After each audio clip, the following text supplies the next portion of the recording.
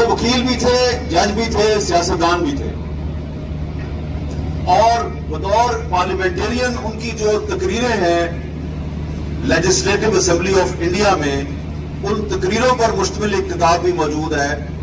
Jinnah as a parliamentarian. جتنی بھی باتیں ابھی محمود خان نجفزئی صاحب نے اور جوید ہاشمی صاحب نے کی ہیں، یہ باتیں صحیح ہیں یا غلط؟ ظاہری بات ہے حکومت کہے گی غلط باتیں ہیں، تو میں ان کو ریکویسٹ کروں گا کہ 2 کتابیں نکال لیں آپ، قائد اعظم محمد علی جناح ایز اے جج، قائد اعظم محمد Ali Jinnah as a parliamentarian, دونوں کتابیں سامنے رکھیں، اور پھر یہاں پر جو باتیں ہو رہی ہیں ان کو سامنے رکھیں، اور آپ فیصلہ کر لیں کہ کون صحیح ہے کون غلط ہے۔ قائد اعظم محمد علی جناح نے پارلیمنٹ میں رولٹ ایکٹ کی جب مخالفت کی تو انہوں نے کہا تھا کہ بغیر ٹرائل اور بغیر مقدمے کے کسی بھی شخص کو 1 منٹ کے لیے بھی گرفتار کرنا یا جیل میں رکھنا جو ہے وہ اس کو غلط سمجھتے ہیں۔ It is the violation of the constitution, اور یہ قانون کی خلاف ورزی ہے۔ 1 منٹ کے لیے بھی آپ کسی ایسے شخص کو جیل میں نہیں رکھ سکتے، پولیس کی کسٹڈی میں نہیں رکھ سکتے جس کے خلاف کوئی مقدمہ نہیں ہے یا اس کا ٹرائل نہیں ہو رہا۔ جوڈیشل ٹرائل کا لفظ انہوں نے استعمال کیا۔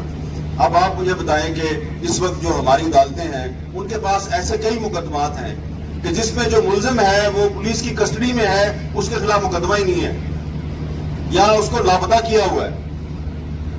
بندہ گرفتار پہلے ہوتا ہے، اس کے خلاف مقدمہ بعد میں قائم ہوتا ہے۔ تو وہی قائد اعظم جو ہے انہوں نے جو پریس ایکٹ آف انڈیا تھا اس کے خلاف بھی تقریر کی، نہ صرف یہ کیا بلکہ 124A سیڈیشن بغاوت، اس کے تحت کچھ صحافی ہیں ان پر مقدمات درج کیے انگریز سرکار نے، وہ ان کے وکیل بن گئے اور ان کی وکالت کی۔ اب وہی جو 124A ہے اس کے تحت آج کے پاکستان میں بھی ابھی تک مقدمے درج ہوتے ہیں۔ تو یہ میں نے بات اس لیے کر رہا ہوں کہ ہاشمی صاحب نے قائد اعظم کی بات کی، تو جو کچھ بھی ہم آج یہاں پہ گزارشات کر رہے ہیں یا جو بات میں کرنے کے لیے آیا ہوں وہ وہی باتیں ہیں جو ہم نے قائد اعظم محمد علی جناح کی تقریروں میں پڑھی ہیں، ان کے بیانات میں سنی ہیں اور ان کی سٹرگل سے ہم نے سیکھا ہے۔ کوئی بھی بات جو ہے وہ 1973 کے آئین کے خلاف نہیں ہے۔ بات یہاں پہ یہ ہو رہی ہے کہ ہم نے آئین کا تحفظ کرنا ہے۔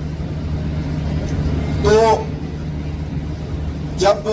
2016 میں مسلم لیگ نون کی حکومت نے پی کا قانون منظور کیا اور کہا جی کہ ہم فیک نیوز کے خلاف ایک قانون لا رہے ہیں، تو ہم نے اس وقت بھی کہا کہ آپ فیک نیوز کے خلاف نہیں ہیں، آپ دراصل